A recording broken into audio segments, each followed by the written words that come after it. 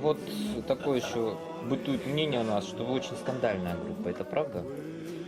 Скандальная, смотря в каком плане. Просто был, например, момент, когда мы там что-то могли не поделиться звукорежиссером.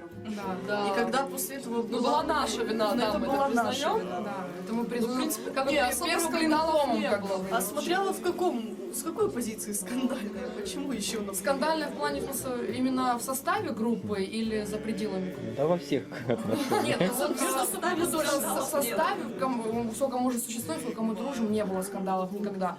Чем мы очень сильно гордимся, в принципе, что никогда никто не ссорится, все друг друга понимают, есть понимание, все, ну как бы вот.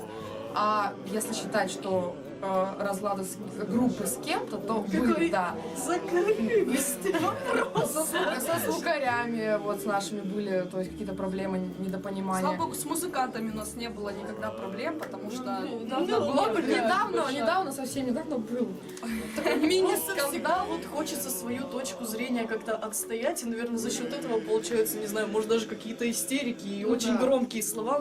Но, в принципе, я никогда ни один скандал не принимала как скандал. Просто я... Да, если честно, вот я, например, считаю, что у нас очень эмоциональная группа. Скандал, потому что как бы громко связано по сравнению с другими группами, как бы в городе может быть, а по сравнению там, не знаю, со всякими Я знаменитостями. просто считаю...